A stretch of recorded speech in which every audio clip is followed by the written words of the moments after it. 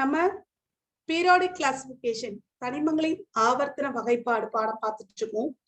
அதுல இன்னைக்கு லாஸ்டா வந்துட்டோம் ரைட்டா. 90% முடிச்சிட்டோம்.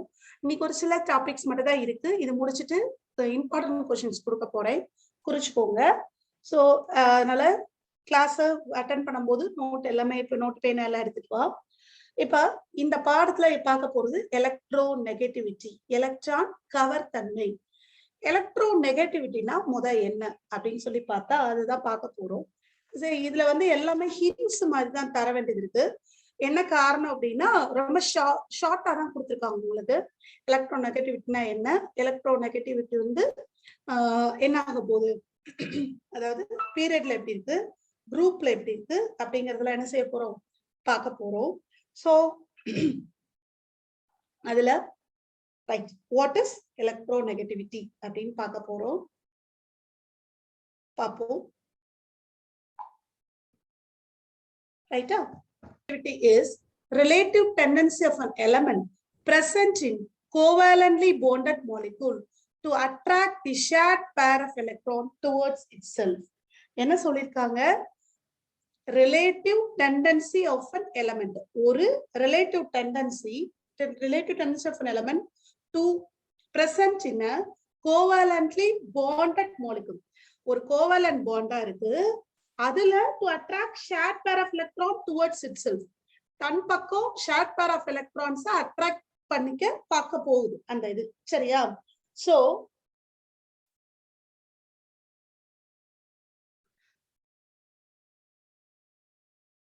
அப்ப இப்ப இருக்கு ஹைட்ரஜன், இப்படி இருக்கு.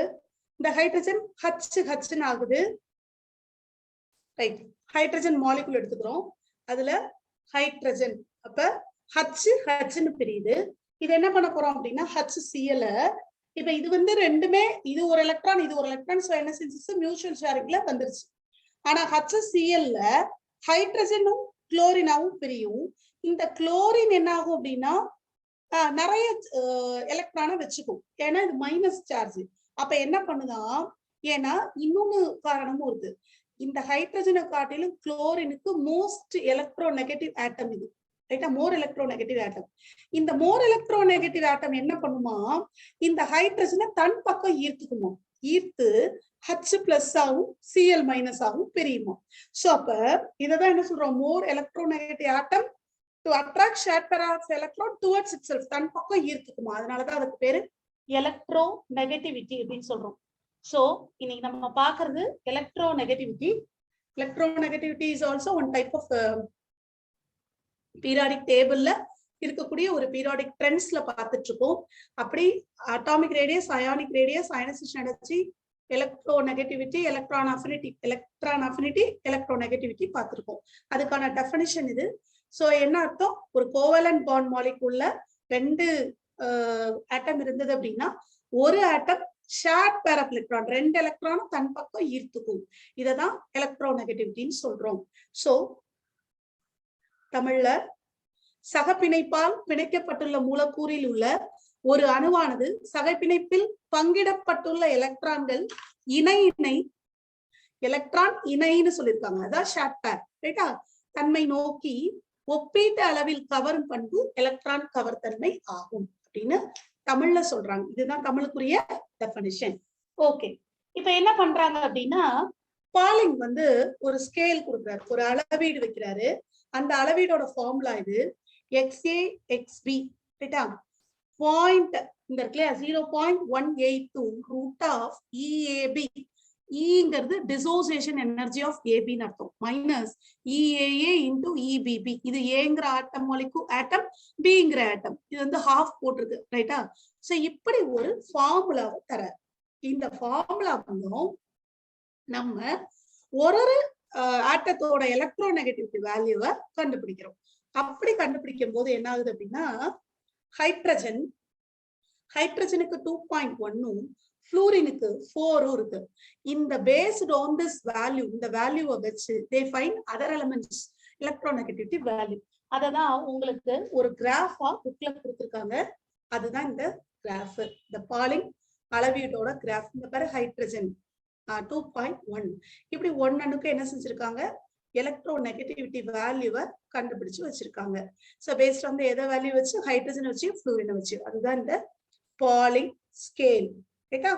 பாலிங்கோட அளவீடு இப்படி கொடுத்துருக்காங்க. ஓகேவா? ஸோ இது புக்ல கொடுத்துருக்காங்க இந்த படம். ரைட். இப்ப என்ன பார்க்க போறோம் அப்படின்னா,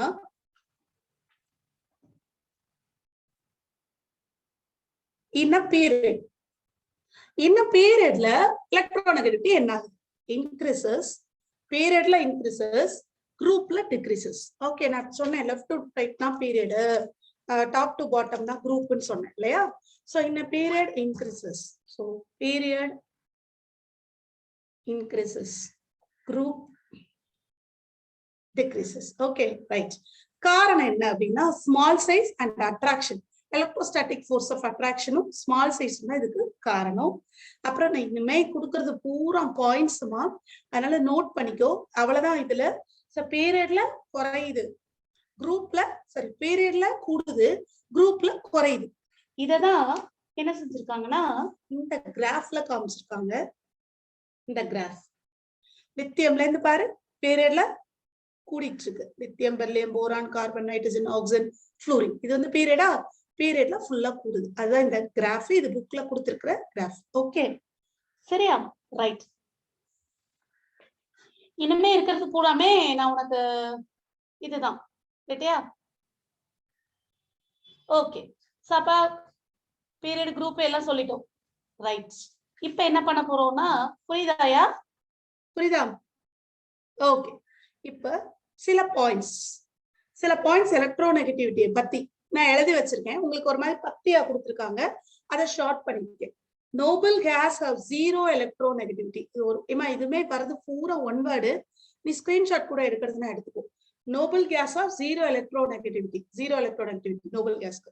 ஆனா பி பிளாக் இருக்கு இல்லையா, அந்த பி பிளாக்ல 13 14 குரூப் மட்டும் எலமெண்ட் எப்படி இருக்கு அப்படின்னா கான்ட்ராடிக்ஷனா இருக்கு. ஒன் கான்ட்ராடிக்ஷன் இருக்கு பி பிளாக்ல. 13 14 குரூப்பும் ரைட்டா.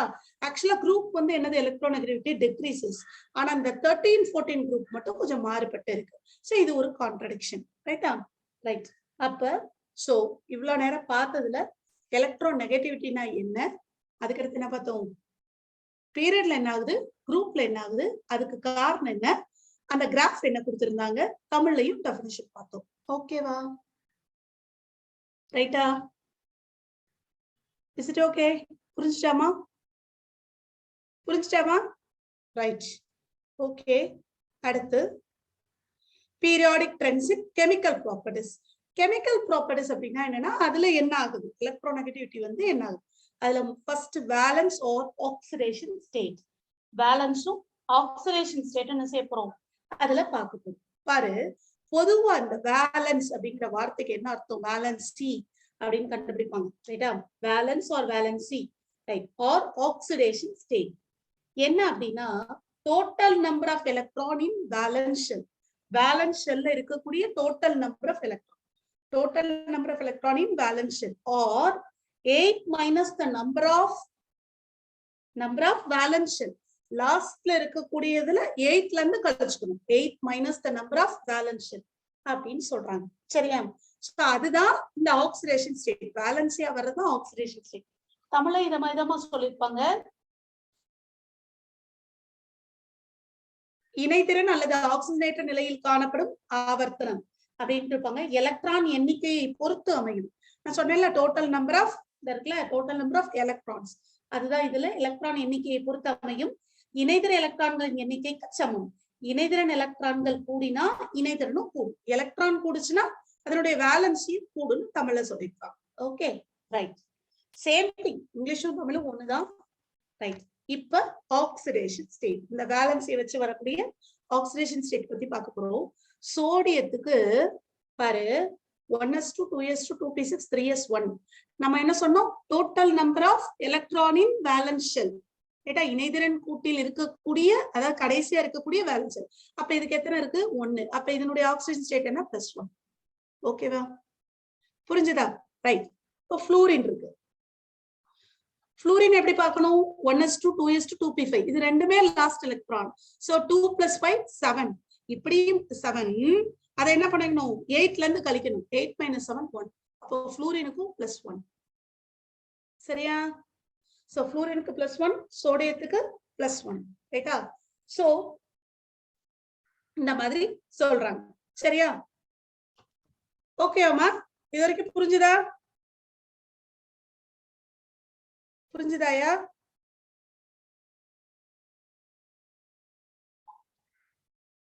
ரைட் அடுத்து இது வரைக்கும் பார்த்தோம் இல்லையா அடுத்து என்ன பண்ண போறோம் அப்படின்னா anomalous properties of second period element இப்ப second period element பத்தி சொல்றாங்க second period element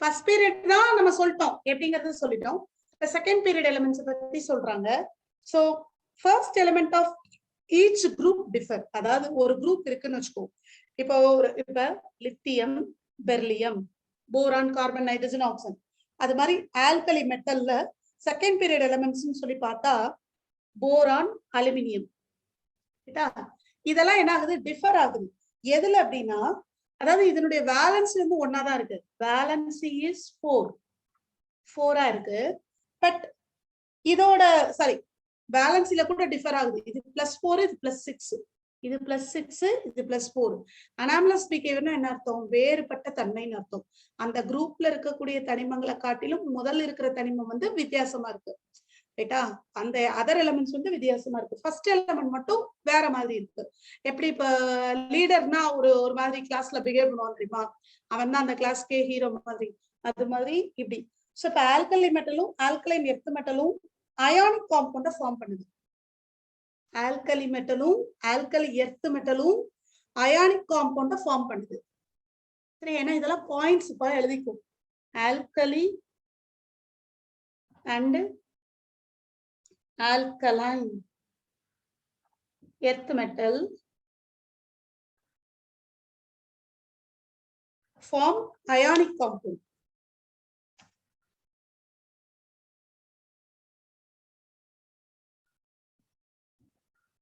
form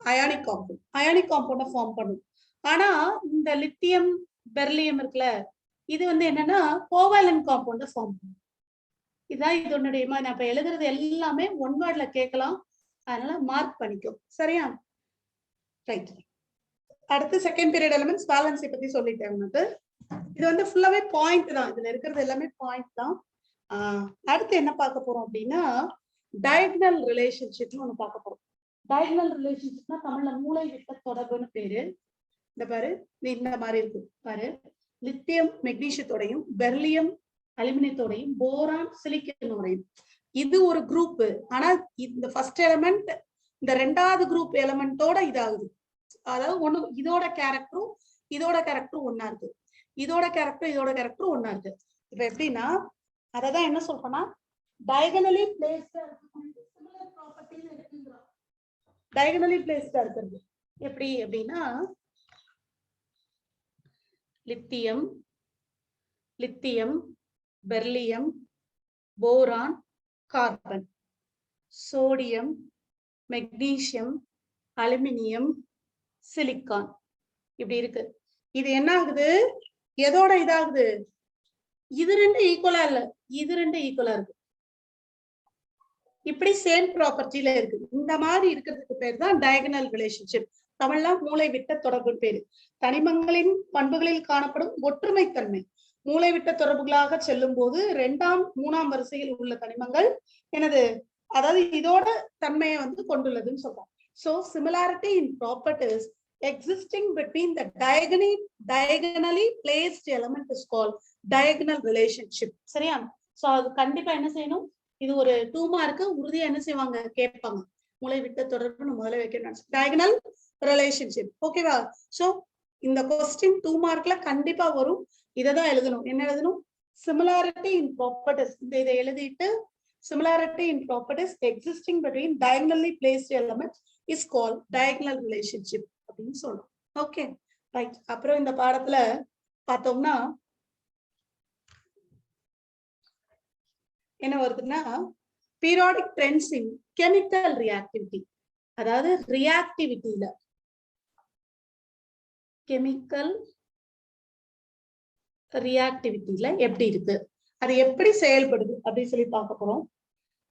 சில பாயிண்ட்ஸ் எல்லாம் நோட் பண்ணிக்கோ. Left side of the periodic table வந்து லோ அயனைசேஷன் எனர்ஜியை பெற்றிருக்கு. Left side of the periodic table, periodic table இப்படி இருக்கு அப்படின்னா அதுக்கு இந்த சைடு லெஃப்ட் சைடு வந்து low ionisation energy. Right side of the periodic table high electron, இது என்னது low ionisation energy left side. Okay, இது ஹை எலக்ட்ரான் அஃபினிட்டி, இது ரைட் சைடு. சரியா? ஓகே, அப்ப என்ன ஆகும்? இப்ப லோ அயனைசேஷன் எனர்ஜினா it loses electron. High electron என்ன அர்த்தம்? It attract electron. அப்படிதானே? சோ ரெண்டு கான்ட்ரடிக்ஷனா இருக்கு பாரு, இது இந்த டாப் அது அந்த டாப் அப்படி இருக்கு. சரியா? ரைட், இப்படி இது பண்ணிருக்காங்க. நோபல் கேஸ் வந்து கெமிக்கலி இனர்ட்னு ஏற்கனவே சொல்லியிருக்கேன். அடுத்து இதுல இன்னொரு ஒரு சின்ன பாயிண்ட் இருக்கு, ட்ரிக் மாதிரி நான் உனக்கு இதெல்லாம் எழுதி தரேன். ஏன்னா ஒன்வேர்ல கண்டிப்பா இதை வச்சு கேட்பாங்க. அதனாலதான் பாரு, லெஸ் அயனைசேஷன் எனர்ஜி இருந்தது அப்படின்னா ஹை மெட்டாலிக் கேரக்டர், அப்ப மெட்டலா இருக்கும். ஹை மெட்டாலிக் கேரக்டர் அப்ப என்ன அர்த்தம்? லெஃப்ட் சைடா இருக்கிறதுலாம் மெட்டல்ஸா இருக்கும். அப்படிதானே? லோ அயனைசேஷன் எனர்ஜி அப்படின்னா ஹை மெட்டாலிக் கேரக்டர், ரைட்டா? அதே மாதிரிதான் இங்க ஹை அயனைசேஷன் எனர்ஜின்னு வச்சுக்கோ, நான் மெட்டலா இருக்கும். ஓகே, நான் மெட்டலா இருக்கும். சோ இதெல்லாம் நீங்க வந்து இது பண்ணீங்கன்னா நம்ம லோ மெட்டல் கேரக்டர், இங்க ஹை மெட்டாலிக் கேரக்டர் மாதிரி இங்க low metallic character, this is நான் மெட்டல் அப்படின்னு என்ன செஞ்சுக்கணும், எழுதிக்கணும். மற்றபடி இந்த பாடத்தோட லாஸ்ட் எண்ட் வந்துட்டோம். அதுல ஒன்னே ஒண்ணு என்ன இருக்குன்னா ஈக்குவேஷன் மட்டும் இருக்கு. என்ன அப்படின்னா இந்த எலமெண்ட்ஸ் தட் இஸ் என்ன Na2O Cl2O ஹாலஜனோட கம்பேர் பண்றாங்க. இப்ப Na2O அப்படின்னு இருக்குன்னா இத வாட்டரோட போடுறாங்க, ரைட்டா? அதே மாதிரி Cl2O7 ஹாலஜனோட ஒரு ஆக்சைட வாட்டரோட போடுறாங்க. என்ன கிடைக்குது அப்படின்னா இது வந்து ஒரு பேஸ ஃபார்ம் பண்ணுது, NaOH ஸ்ட்ராங் பேஸ். இது HClO4 தட் இஸ் பெர்குளோரிக் ஆசிட்னு பேரு. இது வந்து ஒரு ஆசிட ஃபார்ம் பண்ணுது. பாரு, ஹாலஜன் ஆசிட ஃபார்ம் பண்ணுது, சோடியம் ஹைட்ராக்சைடு பேஸ ஃபார்ம் பண்ணுது. இது ஸ்ட்ராங் பேஸ், ஸ்ட்ராங் பேஸ், இது ஸ்ட்ராங் ஆசிட், ரைட்டா? இந்த மாதிரி இருக்கு. அடுத்த நேச்சர் ஆஃப் தேர்ட் குரூப் எலிமெண்ட்ஸ்னு ஒரு லாஸ்ட்ல கீழே ஒண்ணு கொடுத்திருப்பாங்க. இதே மாதிரி குளோரினோட ஈக்குவேஷன் ஏதாவது கொடுத்திருப்பாங்க. மற்றபடி இந்த பாடத்துல வேற எதுவும் இல்ல. சோ லாஸ்ட்ல இது ஒரு ஒன் வேர்டு இந்த மாதிரி போட்டு வச்சுக்கோ, BeOH thrice, ரைட்டா? MgOH twice, okay, BaOH twice. இது மூணு ஒன் வேர்ட்ல கண்டிப்பா கேட்பாங்க. இது வந்து அம்ஃபோட்ரிக்,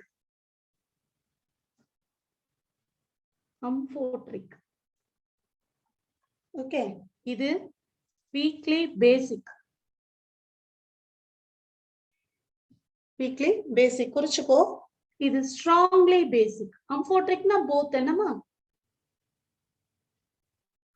So periodic classification of elements finished. பாடத்துல எல்லாமே சொல்லிட்டேன், முடிஞ்சிருச்சு. ஓகே, ரைட்டாயா?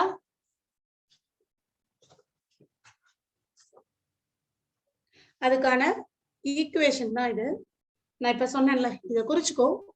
இதுக்கான ஈக்குவேஷன் வலதுபுறம் அதிக எலக்ட்ரான் கவர்தன்மை. அப்ப இந்த H2O இது பார்த்துட்டோம். நான் சொன்னேன் O2O போடும்போது Na2O Cl2O7 கிடைக்குது. அதே இது பாரு, இந்த BeOH twice plus HCl BeCl2 plus 2H2O கிடைக்குது. அதே மாதிரி சோடியம் ஹைட்ராக்சைடுல போடும்போது இந்த அம்ஃபோட்ரிக்னு ஒரு வார்த்தை சொன்னேன்ல, அது வந்து என்ன அர்த்தம்னா நியூட்ரல்னு அர்த்தம். ஆசிடோட ரியாக்ட் ஆகும், பேஸோட ரியாக்ட் ஆகும். HClங்கிறது ஆசிட், NaOHங்கிறது பேஸ். அப்படி ரியாக்ட் ஆகி இப்படி கிடைக்குதுன்னு சொல்றாங்க. Okay, these are the equation. மொத்தம் 6 ஈக்குவேஷன் இருக்கு. சோ பாடம் முடிஞ்சிருச்சு. Okay, right. சோ இப்ப நான் என்ன பண்ண போறேன் அப்படின்னா ஃபர்ஸ்ட் நீங்க ஏதாவது டவுட் இருந்தா என்கிட்ட கேளுங்க. அதுக்கு அடுத்து மொத்தமா கொஸ்டின் டிஸ்கஸ் பண்ண போறேன். பண்ணலாமா? பாடம் கம்ப்ளீட் பண்ணியாச்சு. கொஸ்டின் டிஸ்கஸ் பண்ண போறேன். ஓகேவாமா? ஃபர்ஸ்ட் ஏதாவது டவுட் இருந்தா கேளு. அடுத்து நான் கொஸ்டின் டிஸ்கஷன். ஓகே. நான் சொல்ற கொஸ்டின் தாமா வரும். அதனால நான் சொல்ற கொஸ்டின் கண்டிப்பா படிச்சு எழுதி பார்த்து ஈஸியா மார்க் வரும். ஓகேவா? குறிச்சுக்கலாமா? ஒரு நோட்டு பேனா எடுத்துக்கிறியா? எடுத்து. ரைட். First question. ஃபர்ஸ்ட் இந்த பாடம் பார்ப்போம். அதுக்கடுத்து ஃபர்ஸ்ட் 2 பாடமும் பார்ப்போம். ரைட்டா? ஃபர்ஸ்ட் இந்த பாடம் பீரியாடிக் கிளாசிஃபிகேஷன் பார்த்தா explain the Pauling method for the determination of ionic radii. நான் 2 தடவை சொல்றேன். நோட் பண்ணிக்கிட்டாலும் சரி. நான் என்ன பண்ண போறேன்? நோட் தானே பண்ண போறேன். Message me.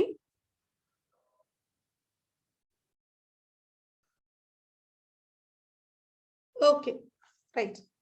Explain the Pauling method. நான் அதை கொஞ்சம் ஷார்ட்டாவும் போர்ட்ல எழுதுறேன். ஏன்னா சப்போஸ் நான் சொல்றதுல எதுவும் இருந்தது. Important questions.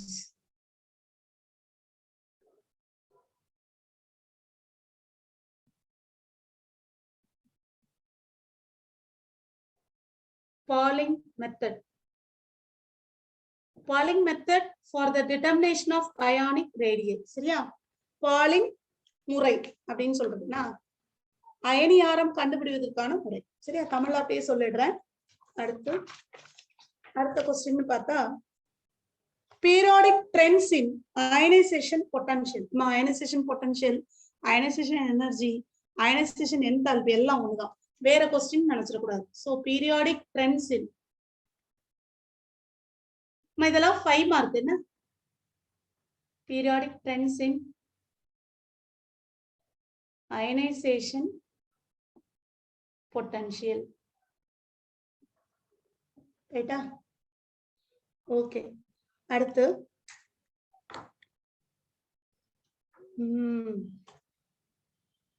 இந்த பாடத்துல பெரிய கொஸ்டின் அந்த இதுதான். இதே மாதிரி பீரியாடிக் ட்ரெண்ட்ஸ் இன் அயனைசேஷன் பொட்டன்ஷியல் மாதிரி எலக்ட்ரான் அஃபினிட்டியும் வரும், எலக்ட்ரான் நெகட்டிவிட்டியும் வரும். எனக்கு தெரிஞ்சு இந்த 4 கொஸ்டின் கண்டிப்பா படிச்சுன்னு ஒரு கொஸ்டின் உறுதியா வரும். சரியா? இப்ப அடுத்து 2 மார்க் அப்படி சொல்லி பார்த்தா வச்சுலாமா? ஓகே. 2 மார்க் அப்படின்னு பார்த்தா வாட் இஸ் ஸ்கிரீனிங் எஃபெக்ட்?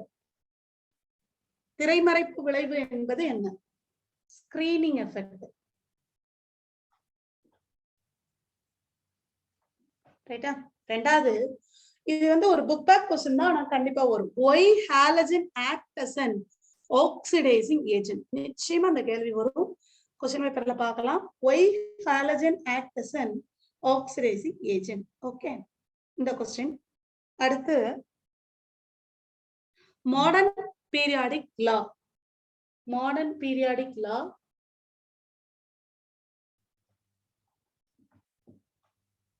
அடுத்து ஒரு 5 definition. Atomic radius, atomic radius, covalent radius, covalent radius. அடுத்து electronegativity, electron affinity. 4 electronegativity, electron affinity, ionisation energy. Electron கவர்த்தன்மை, எலக்ட்ரான் நாட்டம், அயனியாக்கும் ஆற்றல். இது சகப்பிணைப்பு ஆரம், இது அணு ஆரம். இதுல என்ன சேர்த்துக்கோ? அயானிக் ரேடியஸும் சேர்த்துக்கோ. அயனியாக. ரைட்டா? ஓகேவா? மாடர்ன் பீரியாடிக் லா கண்டிப்பா படிச்சிடணும். அதே போல மெண்டலிஃப் பீரியாடிக் லா. மெண்டலிஃப் என்ன சொன்னார் அதையும் கேட்கலாம். மெண்டலிஃப் பீரியாடிக் லா. ஸ்கிரீனிங் எஃபெக்ட் சொல்லிட்டேன். Okay okay. இப்ப இதெல்லாம் முக்கியம். சரியா? கண்டிப்பா இந்த பாடத்துல இது படிக்காம பரீட்சைக்கு போக கூடாது. இதை தவிர ஏதாவது ட்விஸ்ட் பண்ணணும், ஒரு மாதிரி ட்விஸ்ட் பண்ணணும் அப்படின்னா இப்படி கேட்கலாம் ஒரு question. Briefly outline the characteristics of modern periodic table. Modern periodic டேபிளோட பண்புகள், அதாவது நவீன ஆவர்த்தன வகைப்பாடு இருக்குல்ல, அந்த டேபிள் அதை பத்தின ஒரு அவுட்லைன் கொடுக்க சொல்லியிருப்பாங்க. அதனுடைய பண்புகளை வரையறு அப்படிங்கிற மாதிரி கேட்டுப்பாங்க. So list out the briefly outline the characteristics of modern periodic table. அட்டவணையை பண்ண சொல்லியிருப்பாங்க. ஓகேவா? இந்த கொஸ்டின் கேட்கலாம். அடுத்து இந்த கொஸ்டின் என்னன்னா, bring out the difference between electron gain enthalpy and electronegativity. இப்ப நம்ம இங்க தனித்தனியா சொன்னோம் இல்லையா, இதுக்கு டிஃபரன்ஸ் மாதிரி கேட்கலாம். இதெல்லாம் சும்மா அப்படியே கேட்டா ஒரு அந்த டெஃபினிஷனை எழுதிட்டு நம்ம விட்டுருவோம் இல்லையா. இப்ப சப்போஸ் டிஃபரன்ஸ் கேட்கிறோம், எலக்ட்ரோநெகட்டிவிட்டி எலக்ட்ரான் அஃபினிட்டி, முதல் டெஃபினிஷன் எழுதணும். 5 பாயிண்டாவது இருக்கணும். டெஃபினிஷன் எழுதணும், யூனிட் எழுதணும், பீரியட்ல எப்படி இருக்கு, குரூப்ல எப்படி இருக்குன்னு எழுதணும். அப்படியே என்ன செய்யணும், அடுத்து வேற ஏதாவது கேரக்டரிஸ்டிக்ஸ் எக்ஸா இருந்தா அது எழுதணும். சரியா? அடுத்து ஸ்லேட்டர் ரூலை பயன்படுத்தி அந்த 2 கணக்கு கேட்கலாம். புக்குக்கு பின்னாடி ஒரு கணக்கு இருக்கு, உள்ள ஒரு கணக்கு இருக்கு. சரியா? அந்த கணக்கு கேட்கலாம். நடத்திருக்கேன், ஏதோ புரியலன்னா கேளு. அடுத்து ஒரு கொஸ்டின். இந்த question evaluate yourself question. What is the basic difference in approach between Mendeleev periodic table and modern periodic table? கேட்கலாம், இந்த கேள்வி கண்டிப்பா கேட்கலாம். ஒரு ரிவிஷன்ல கூட வந்திருக்கு. இது வந்து புக்குக்குள்ள இருக்கு. சரியா? மெண்டலீவுக்கும் இப்போ உள்ள நவீன ஆவர்த்தனத்துக்கும் என்ன வித்தியாசம் அப்படின்னு. அதாவது மெண்டலீவின் தனிம வரிசை அட்டவணைக்கும் நவீன தனிம வரிசை அட்டவணைக்கும் அணுகுமுறையில் உள்ள அடிப்படை வேறுபாடு என்ன? அடிப்படை வேறுபாடு என்ன? இதுக்கு அணு எண், இதுக்கு அட்டாமிக் நம்பர், அதுக்கு அட்டாமிக் வெயிட். இதுதான். சரி, இதெல்லாம் என்ன செய்யலாம், கேட்கலாம். மற்றபடி இந்த பாடத்துல ஒண்ணும் பெருசா ரொம்ப ஒரு கொஸ்டின் விட்டுட்டேன். டயகனல் ரிலேஷன் கண்டிப்பா கேட்கலாம்.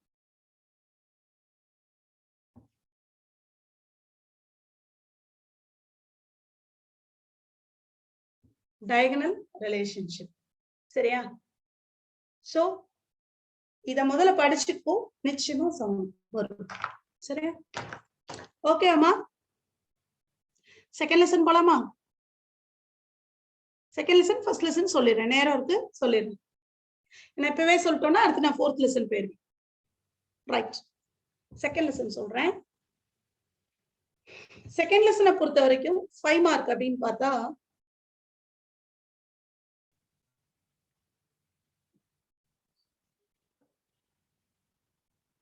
ஃபைவ் மார்க்ஸ்ல வர்றது வந்து போர் ஆட்டம் மாடல். போர் ஆட்டம் மாடல். ரைட்டா? அடுத்து குவாண்டம் நம்பர்ஸ்.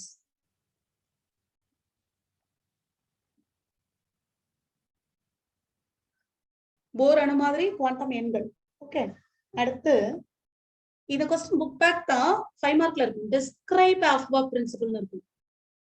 ஆஃபாப் தத்துவத்தை விவரின்னு இருக்கும். Describe Aufbau principle. ஓகே. அடுத்து எனக்கு தெரிஞ்ச பெரிய கேள்வி வந்து இதுதான். ஏன்னா பிகாஸ் அதுல ஊடையில அந்த ஸ்க்ராடிஞ்சர் எல்லாம் எடுத்துட்டாங்க, அதனால உனக்கு 4வது டி ப்ரோக்லி ஈக்குவேஷன். சரியா? இது 5 மார்க். அடுத்து 2 மார்க் ஆர் 3 மார்க் அழைச்சிடலாமா? இது தவிர ஒண்ணு அந்த கணக்கு கேட்கணும் அப்படின்னா என்ன வரும்னா, இதுல கணக்கு ஒரு நிமிஷம் பார்த்துட்டு சொல்றேன்.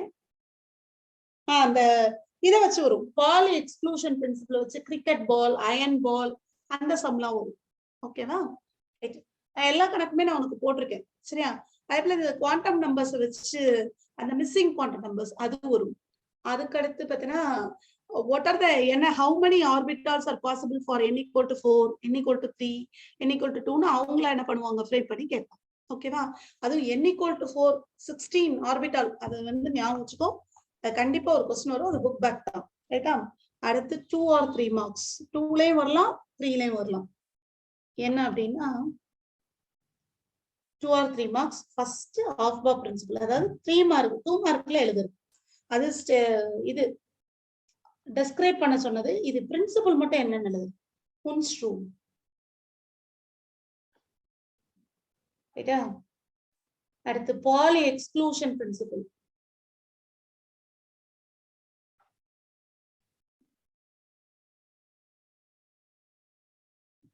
ரைட்டா?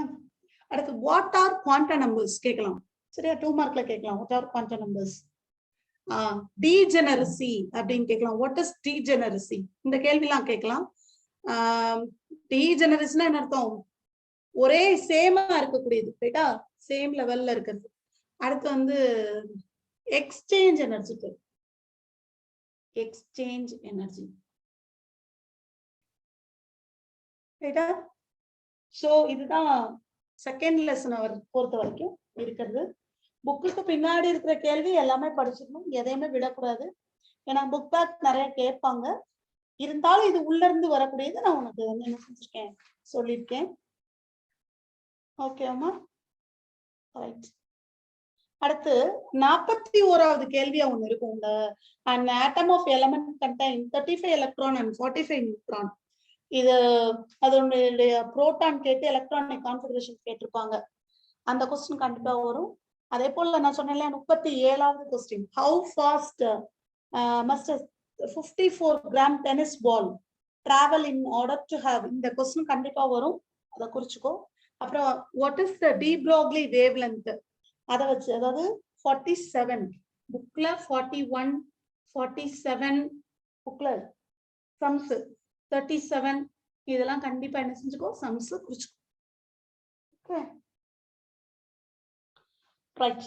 சோ செகண்ட் லெசன் முடிஞ்சிருச்சு. ஃபர்ஸ்ட் லெசன் போவோமா? First lesson போவோமாமா?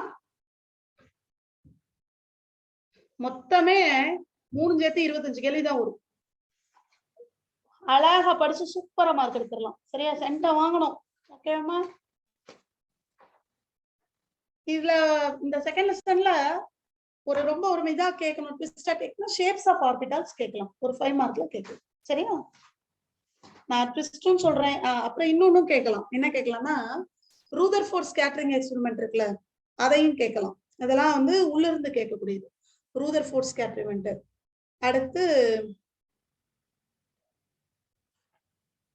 என்ன வரும்னா, இந்த இப்ப ஒரு மாடல் இருக்குல்ல, முதல்ல யாரெல்லாம் வந்தாங்க, கம்பேர் த மாடல், அப்படி கேட்கலாம்.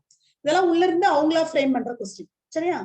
அடுத்து ஃபர்ஸ்ட் பேசிக் கான்செப்ட் பாடம் லெசன் 1. லெசன் 1ல பெரிய கேள்விங்கிறது ஒண்ணுதான். என்ன அப்படின்னா, rules for assigning oxidation number. ஒரு 7 பாயிண்ட் கொடுத்திருப்பாங்க. Rules for assigning oxidation number. மற்றபடி இந்த பாடத்துல கேள்வினா இதுதான், பட் கணக்கு முக்கியம். Empirical and molecular formula determination. Empirical and molecular formula. இதுல வந்து மொத்தமே பார்த்தீங்கன்னா உள்ள ஒரு 6 கணக்கு வரும்னு நினைக்கிறேன். எல்லாமே பார்த்துடணும், எதனாலும் கேட்பாங்க. அதுவும் இந்த புக்ல 43வது கேள்வி கண்டிப்பா பார்க்கணும். ஆன்சர் கூட சோடியம் Na2SO4 இப்படி வரும். ஒரு 14 வச்சுட்டு என்னமோ வரும். சரி, இது கண்டிப்பா படிச்சுக்கணும். 10 வச்சுட்டு. சரி, இந்த கிறிஸ்டலைன் காம்பவுண்ட் கண்டுபிடிக்கிறது 43வது கேள்வி. ரைட்டா? சோ 42 குறிச்சுக்கும். அடுத்து கால்குலேஷன் பார்த்தா லிமிட்டிங் ரியேஜென்ட். அந்த கொஸ்டின் லிமிட்டிங் ரியேஜென்ட் கண்டுபிடிக்கிறதுக்கு கேட்பாங்க. அது ரொம்ப ரொம்ப easy. 35th some limiting reagent புக்குக்கு பின்னாடி இது. ஆனா புக்குக்குள்ள ஒரு கொஸ்டின் இருக்கு, அதுதான் கேட்பாங்க. இதை விட இது கேட்கலாம், சான்ஸ் இருக்கு. பட் புக்குக்குள்ள x+y+ நான் கூட செஞ்சு காமிச்சிருப்பேன். அந்த கொஸ்டின் கண்டிப்பா கேட்பாங்க. அது எவாலுவேட்டிவ் ரிசல்ட்க்கு மேல இருக்கும், அது கேட்பாங்க. சரியா? சோ இதுதான் இந்த பாடத்தோட 5 மார்க். 2 மார்க்னு சொல்லி பார்த்தா 2 மார்க் இதுல நிறைய இருக்கு. ஆனா ரொம்ப ரொம்ப முக்கியம் நான் சொல்றேன். சரியா? நிறைய இருக்கு. மாலிகுலர் ஃபார்முலா, மோலார் வால்யூம் எல்லாம் இருக்கு. ஆனா ஃபர்ஸ்ட் படிக்க வேண்டியது கிராம் ஈக்குவலன்ட் மாஸ். இது கண்டிப்பா எல்லா கொஸ்டின் பேப்பர்லயும் முதல் கேள்வியா இதுதான் இருக்கு, கிராம் ஈக்குவலன்ட் மாஸ். ஓகே. அடுத்து mole, gram equivalent mass, mole. அடுத்து ஆக்சிடேஷன் நம்பர், ஆக்சிடேஷன் நம்பர். அப்புறம் difference between oxidation and reduction.